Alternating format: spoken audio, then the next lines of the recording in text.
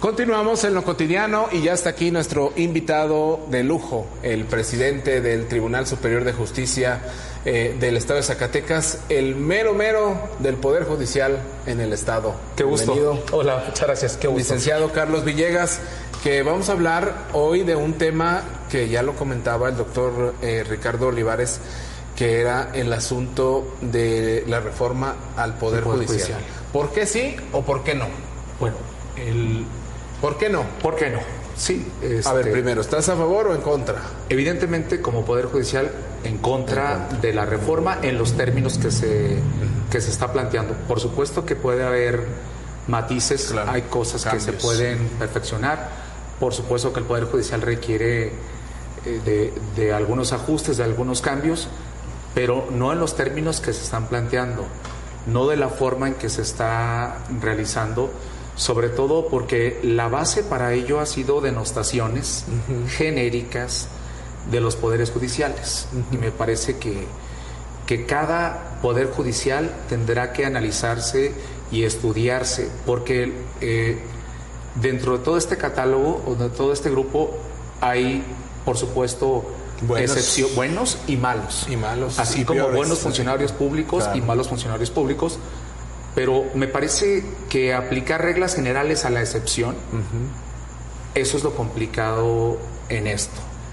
El por qué no, bueno, pues porque lo que se pretende es a rajatabla hacer este cambio de los juzgadores, y las consecuencias, por supuesto, que son muy fuertes, son muy complicadas, no solamente para la sociedad, sino para la institución misma. Me explico, en Poder Judicial, de la cual de verdad me siento yo muy orgulloso porque vengo de carrera judicial, yo sé lo que es ser juez, yo sé lo que es ser meritorio, en fin, yo he transitado por todas estas etapas. Tenemos gente en Zacatecas, gente muy preparada, muy capacitada, muy comprometida a estas horas. Héctor, te aseguro que están compañeros llevando a cabo audiencias. Sí. Recibiendo detenidos, recibiendo promociones, recibiendo documentos, analizando expedientes. Y es gente que pues no tiene un plan B o un plan C. Poder Judicial ha sido una forma de vida, una carrera, pero sobre todo que... Bueno, pero ¿quién va a impartir justicia? Es que ese es el tema. O sea, el tema de fondo es el Poder Judicial es quien imparte justicia. Si alguien, si hay una familia que se quiere divorciar, el esposo con la esposa, pues ¿quién imparte la justicia ahí? El Poder Judicial. Por supuesto. Si alguien le debe a otra persona y no se ponen de acuerdo para el pago, el Poder Judicial. Y debe de haber alguien, claro, autónomo, sin ningún tipo de interés, que sea imparcial y que sea capaz de que ante cualquier ente o ante cualquier persona pueda resolver conforme lo que la ley establece. Y es que es otra parte. Se cuestiona mucho del actuar del juzgador, pero el juez actúa con base en lo que la ley establece, y la ley no la crea el juez. Con base en lo que hace un abogado, con base en lo que hace las diversas instituciones con las que nos vemos involucradas, policía, ministerio público. Y el resultado, claro, también el actuar del juez, es el resultado de esta interacción de estos factores. Con base en eso el juez resuelve. Entonces, si tenemos una norma que le permite al juez resolver de tal o cual manera, pues así va a salir. Si queremos que algo cambie, bueno, pues también empecemos. Hay que cambiar la norma. Tenemos que empezar cambiando la ley, tenemos que empezar a preparar los operadores que convergen en la impartición de justicia. Pero además, se decía que hay muchos cuestionamientos sobre el desempeño de los poderes judiciales. Genérico. Pero... Bueno, le cae gorda Norma Piña al presidente. Bueno, esos son otros de los factores. Ese es otro factor. Es que somos seres humanos. Es el factor personal, sí. y que ahí lo tienen. Pero, a ver, en cualquier asunto, el 50%, en cualquier asunto, el 50% una parte está contenta, claro, y la otra parte está a disgusto. Si vas y cuestionas a quien perdió, se va a quejar, por supuesto, claro, del juez. Pero si cuestionas al que ganó, va a decir que es una maravilla, claro, que qué bueno, que le asistía el derecho. Entonces, me parece que son factores que deben de considerarse con más calma. Y es más fácil que las dos partes, quedar mal con las dos partes que quedar bien con las dos partes. Por supuesto, es que es la parte más complicada, el tratar de quedar bien con ambas partes. Sí, esta es la parte que difícilmente, pero que asumimos el riesgo. Pero además somos capaces de estar con la frente en alto. Debo decirles que en Poder Judicial del Estado de Zacatecas podemos estar con la frente en alto, sabedores que el actuar de nuestros jueces, de nuestros compañeros magistrados, es acorde a lo que la ley establece, que podemos andar caminando y viendo de frente a la gente, que no se nos puede tachar de algo como esto. Y si hay alguna falla, que se diga directamente, está pasando esto, es este problema, este juez está actuando de tal manera, y con mucho gusto se atiende. Tenemos un órgano de control interno que puede verificar y que puede, en todo caso, sancionar. Pero expresiones genéricas de compañeros, por supuesto que los compañeros jueces están ahorita angustiados, claro, porque escapa incluso hasta de nuestras manos, hasta el propio ejecutivo local. ¿Qué se puede hacer con una reforma que viene a nivel federal, que puede venir a nivel federal porque es una propuesta todavía, y que se va a arrastrar a los estados? ¿Hay fallas? Claro que hay fallas en el Poder Judicial, claro que hay áreas de oportunidad, pero son esas, se pueden corregir, se pueden atender. Tenemos mucha carga de trabajo, pero de verdad se piensa que con cambiar a un juez que se la pasa día y noche trabajando, va a llegar el nuevo por el método que ustedes quieran, también día y noche, y va a cambiar. No, la carga de trabajo ya está. Ahora, entrarle a la elección popular de los jueces, o sea, que la ciudadanía los elija, ya no tener este método donde hay una terna, se proponen y los elige el legislativo. Ahora que sean electos en urnas. En urnas. Primero, qué complejo para el ciudadano en general. Claro que la ciudadanía es inteligente, claro que es capaz de fijar una postura, pero para eso se requiere de muchos factores que incidan para poder elegir a alguien. Claro. Habrá que conocerlo. Primero, ¿quiénes van a ser los candidatos? ¿Quiénes van a ser los candidatos? Van a postular, ¿no? Habrá que conocerlos, a ver quién los postula, a ver quién los apoya. Y siempre para ganar una elección se requiere hacer compromisos. Claro. ¿Y qué compromiso puede tener un juez? Pues aplicar la ley. No puede asumir un compromiso distinto. No puede dar chamba, no puede dar obra pública. Pero además no puede comprometerse a algo distinto que la ley establezca. Si lo hace, entonces tenemos un serio problema con ese juzgador. El juzgador está comprometido con lo que la ley finalmente establece. Pero además, el actuar de nuestros jueces no es algo, luego se dice que es un tema oculto, que es un tema secreto. Nuestras resoluciones están siendo publicadas y ahí se pueden dar cuenta de cómo actuamos, de cómo nos desempeñamos, de cómo, incluso hasta qué política, si lo decimos de esa manera, qué política se sigue por parte de un juzgador. Es decir, muy proteccionista de derechos del niño, muy temas de género. Desde ahí pueden percatarse cómo trabaja un juzgador. Pero sobre todo, creo que lo más importante es que las barras de abogados, los abogados litigantes en Zacatecas, pueden dar cuenta del actuar de nuestros jueces, del actuar del Poder Judicial del Estado de Zacatecas. Me parece que es el mejor tamiz para darse cuenta de lo que está ocurriendo. Claro, habrá abogados que no estén de acuerdo, abogados que estén inconformes con alguna determinación, pero estoy seguro que es la excepción y no la regla. La otra es que ganan mucho dinero, principalmente los magistrados y los ministros. Sí, ¿cómo les va? Es un gran tema. Debo decirles, ganan más que el presidente. Afortunadamente, desgraciadamente, no ganamos más que el presidente. No ustedes, los ministros. Bueno, los ministros me parece que ahí sí hay un desfase, eso me parece que está claro. Es más, me parece que ya está hasta el tema superado. Pero en Zacatecas, y luego hasta la sociedad de pronto cuando hablan, los ministros de la Corte ganan no sé qué tanto. 900,000 y nos relacionan 800,000 al mes. Hasta la familia dice, oye, ¿cuánto vale? Ojalá que ganara yo. Repórtate. Por favor, que ganara semejantes cantidades. Este tema de austeridad, francamente, a nosotros en Poder Judicial del Estado de Zacatecas no nos afecta. Seríamos a nivel nacional el estado de entre los más bajos, el tercero. Entonces, este problema que se ajuste a que no se gane más que el presidente de la República nos beneficiaría, porque realmente nos permitiría tener un equilibrio y no estar tan abajo, tener como un punto medio en esto. Este tema no es problema. El que se genere un comité de disciplina tampoco sería problema. Francamente, somos tan transparentes, incluso ahora que yo puedo hablar de esta parte como presidente del tribunal y que me corresponde la administración, evidentemente junto con el Pleno, pero tratamos de que todas las licitaciones se hagan de manera pública, no hacer adjudicaciones directas aunque la ley lo permita, en fin, tratamos de transparentar en la medida de lo posible. No tenemos estos excesos. El único exceso, como lo dije una vez, es el exceso de trabajo que tenemos. No pagamos horas extras. De hecho, tenemos problemas con nuestros compañeros jueces porque no tienen, sobre todo la materia penal, pero también podría decir las materias civiles y familiares, por favor. Ya tienen torres ahí de expedientes. Y cargas de trabajo extenuantes. Nuestros jueces podrán no tener abierto el día de hoy, pero están trabajando ahorita estudiando un expediente para que salga la sentencia al día siguiente.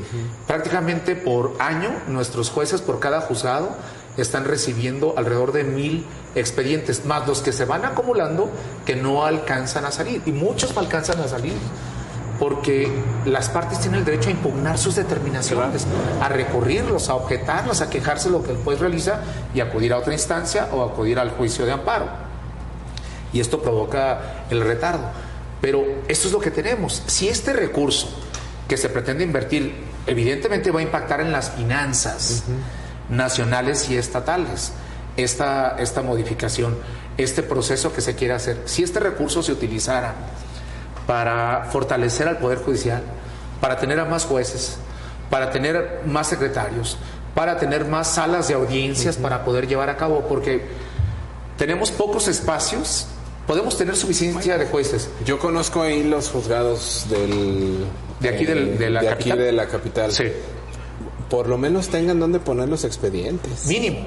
O sea, mínimo. Cuando digo torres de expedientes, de papeles, lo son. Pero esto en el sistema tradicional y en el sistema oral, sí tenemos los juicios orales.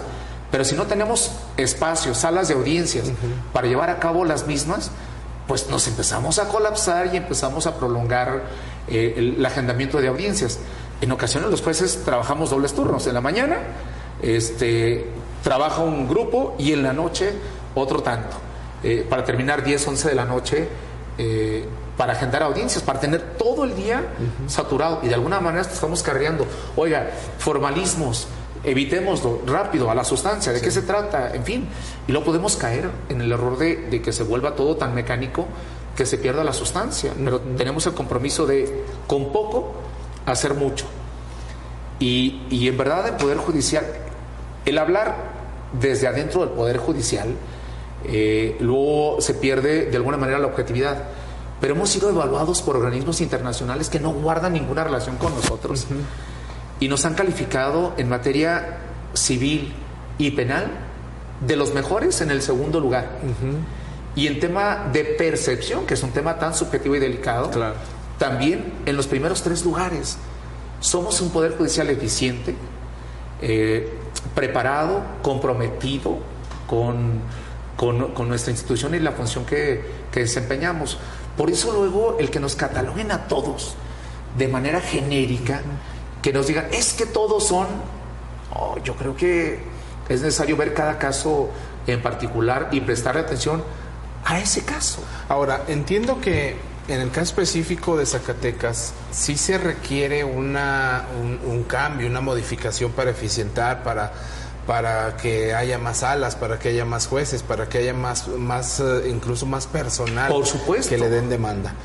Pero en el caso específico de la reforma que se propone a nivel federal, ¿cuáles son los puntos que inmediatamente impactarían a nuestra entidad, a Zacatecas? Bueno, la reforma tiene que ver con esto, con estas problemáticas cotidianas que... Por supuesto, es lo cotidiano. A ver, ¿se resuelve eso? ¿O no? Es que el tema no se llega al fondo del problema. Debo comentar, Necesitamos transitar a las tecnologías de la información, comenzar con los juicios en línea, notificaciones ya por correos electrónicos. En materia penal se da, pero en materia civil no.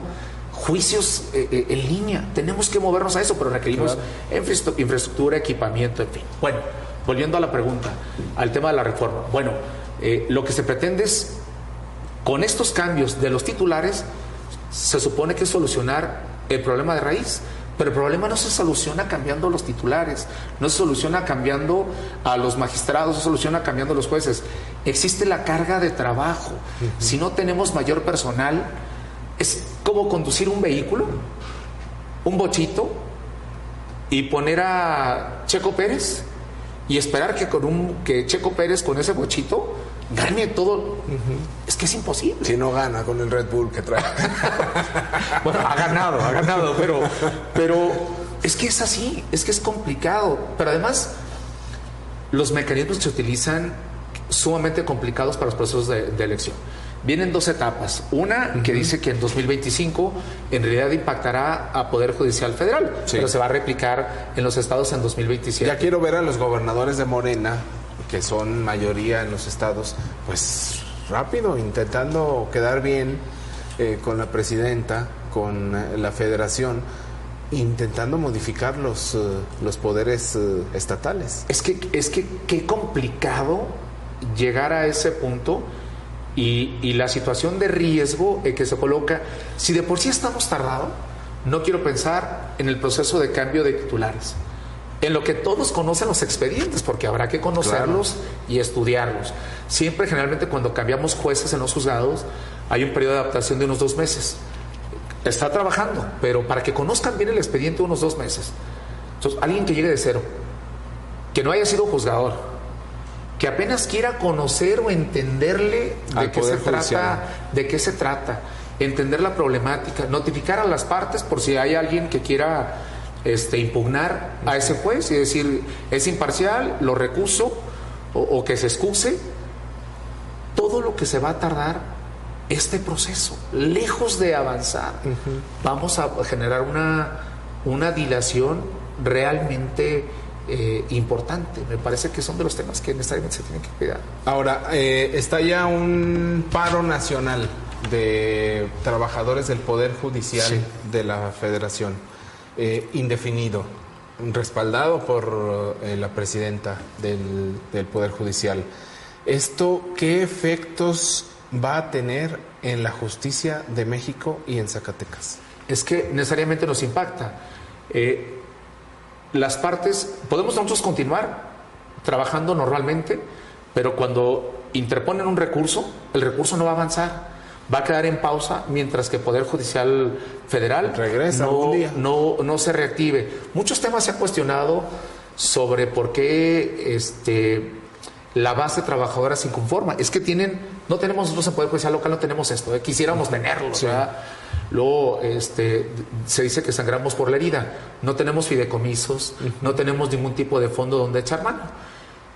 Ellos sí tienen fideicomisos y en alguno de ellos la base, yo no estoy ahí, pero la base trabajadora sostiene que es de su propio recurso o de sus propias aportaciones. Por eso también la base trabajadora... Como un fondo de ahorro. Por eso también se queja en esta parte. Y bueno, y no se diga con los jueces. Con nosotros a nivel local, pues los jueces están en la incertidumbre con justa razón, porque toda su vida se dedicaron a esto. Entraron desde meritorios, soportaron 4 años de a gratis, esperando una oportunidad como secretario auxiliar, ir avanzando en la carrera judicial, y cuando llegan a la cúspide, que es ser juez, de pronto le dicen, se acabó. Vete a las elecciones. Vete a las elecciones. Pues de haber sabido me iba a la política antes, y no me metía aquí que somos tan rectos o tan parcos. Se podrán dar cuenta que hasta para todo hablamos de usted. Somos tan que estamos en lo nuestro que luego estamos. Y luego les entiende uno a veces, ¿no? Yo sé. Los términos. Los términos tenemos un lenguaje medio intrincado, el lenguaje entre abogados, entre jueces. Sí, es complicado. Y hay un problema todavía más grande en el retardo en la impartición de justicia. Bueno, primero, hemos empezado a transitar con el tema de un lenguaje más asequible a la ciudadanía, más cercano, que nos entiendan, no a un nivel acá, pero simplemente entendible. Pero otro problema que tiene el país es la reforma en materia procesal civil y familiar. Para 3 años también ya tenemos que implementar el sistema oral en estas materias. ¿Qué oportunidad van a dar de adaptarse a esto? De preparar a los jueces. Yo ya estoy preparando, ya estamos capacitando a los abogados, a jueces, pero el recurso que debe de invertirse a esto, si se gastaron millones en la materia penal, en la materia civil y familiar, penal representaba el 30%, civil y familiar el 70%. Esa es la magnitud del impacto de esta reforma. Y no hay presupuesto para eso. ¿Por qué en lugar de pagar unas elecciones de esa naturaleza no se hace un guardadito? Porque hay que generar salas de audiencia, porque hay que comprar equipamiento, porque hay que preparar abogados litigantes, hay que capacitar a los jueces. ¿Por qué no invertirle a eso? Entonces, menudo paquete está aventando el Estado, y por eso es que el sector privado, el sector económico, pues evidentemente está saltando. Por eso es que esta parte que también puede... Sí, la advertencia pues, de Fish es interesante. Ahora, también la presidenta contestó y sacó una serie de encuestas donde el 60, 70, 80% de la población pues está de acuerdo en esa reforma, pero un poquito porque se ha hablado mucho de los excesos y de los privilegios, principalmente de los ministros, que desayunan caviar, que desayunan crepas de salmón, que... ¿Qué es eso de lo del caviar? Bueno, pues no sé. Ojalá y lo supiéramos también nosotros. Sí, claro. Sí, también, ojalá, ¿no? Sí, pero sí, el tema es que... Eso sí debe eliminarse, ¿no? Me parece que cualquier exceso... Y hablo de los ministros, los ministros de la Suprema Corte. Me parece que cualquier exceso... Aquí yo pienso que... No, ojalá que tuviéramos esa clase de sexo. Vamos a las gorditas. Sí, y además tan sabrosas, o al menudo aquí en Zacatecas, pero la verdad es que no tenemos ese problema. Sí es muy razonable el que la sociedad exija que esos excesos ya se les ponga un alto, por supuesto. Pero luego se traen esta idea y nos lo señalan a nosotros. Dicen, bueno, pues si aquellos así lo tienen, también lo tienen en Poder Judicial del Estado de Zacatecas. Y en realidad es que no, nuestros sueldos no corresponden. Por eso cuando hablan de la austeridad, le digo, nuestra austeridad parece franciscana. O sea, llegamos a este nivel, pues a tal grado de no pagar estas horas extras por los compañeros que están trabajando. Y luego les dice uno, es que hay que ponerse la camiseta. La verdad es que esto es demagogia y ya no funciona. O sea, ya a estas alturas ponerse la camiseta es renunciar a su familia, a dar un ratito de espacio a la gente que nos apoya, a no estar con su familia, a dedicarle todo el tiempo a esto, y luego hasta por eso nos andan desocupando en la casa y dicen, oye, es que esto no tiene tiempo para estar con nosotros, pues mejor que se vaya a otro lado. Mandan ahí otro expediente. Algo. Estamos luego inmersos en esta problemática. Sí. Me parece que es muy complicado, que es algo que tiene que analizarse con más detenimiento. Pero sobre todo, ya tienen la experiencia. Lo intentaron o se hizo en Bolivia, y creo que un estudio acucioso de lo que ha ocurrido en Bolivia nos dice otra cosa, nos dice otro escenario, sobre todo porque la intención es buena. La intención es, qué bueno que presten atención al Poder Judicial, porque siempre estuvimos como allá. Qué bueno que le presten atención, pero ojalá que la atención que se ponga sea para mejorar, no de quien lo integramos, sino de la sociedad.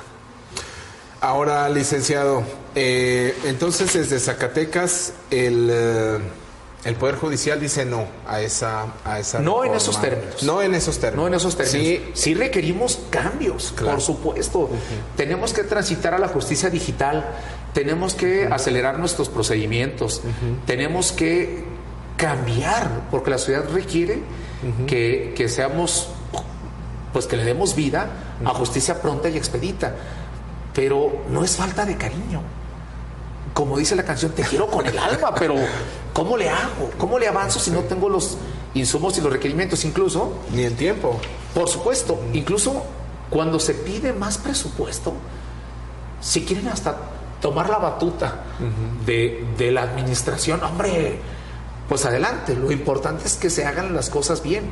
Por eso cuando se pide presupuesto, no es para beneficio personal, es porque se requiere abrir más juzgados, es porque se requieren más jueces, es porque se requiere mayor personal. De pronto tenemos filas en En el área de pensiones, donde la gente va a entregar su dinero, tenemos filas porque tenemos 2 personas dedicadas a recibir esto, a estar recibiendo, pues fórmese y hasta que le toque. Nos gustaría tener un módulo de 20 almas y tomen su turno, y como en los bancos, no podemos, porque no tenemos recursos. Además tenemos limitantes. La propia norma establece de austeridad que no podemos exceder más del 3% del grueso de nuestro personal de manera anual. Entonces, la propia norma nos genera una serie de limitantes que nos impide avanzar. Por supuesto, el presupuesto, que es clave. Muy bien, licenciado, última pregunta, ya no de este asunto, sino de otro. ¿La Fiscalía de Justicia del Estado de Zacatecas ya solicitó nueva orden de aprehensión en contra de Julio N. o no? Hasta donde tengo entendido no, pero no lo puede solicitar. Desde mi óptica no puede, por lo siguiente. El tribunal colegiado revisa el actuar del juez de distrito y primero tiene que requerir el colegiado al juez de distrito que resuelva en base a lo que él le ordenó. El juez de distrito dijo que nuestra jueza estaba en lo correcto.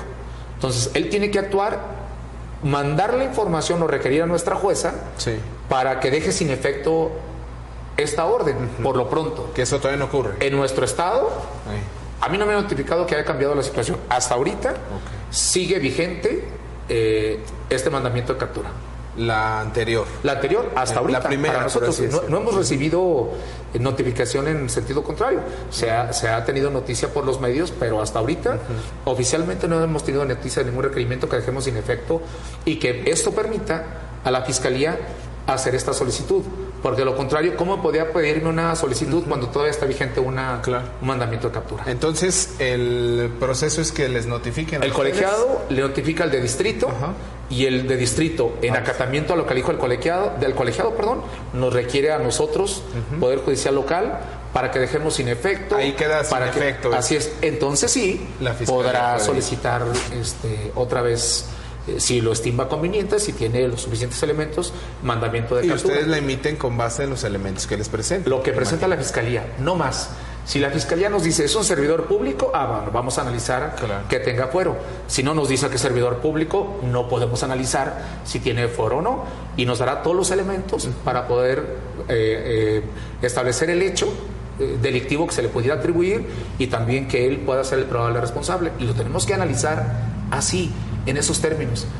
Hay un tema que me parece que es muy importante.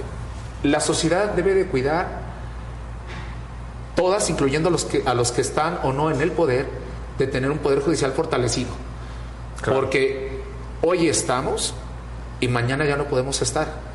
¿Qué es lo que nos puede salvar? Un poder judicial que sea capaz de soportar los embates de cualquier poder, y para eso estamos, justamente.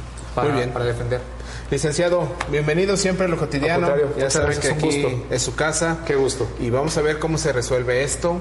Seguramente será a partir del 1 de septiembre cuando se debata ya en las cámaras, una vez que primero se defina el tema de las plurinominales, qué le asignan a cada partido, y luego que se ponga ya a funcionar el próximo Congreso de la Unión. Nos despedimos.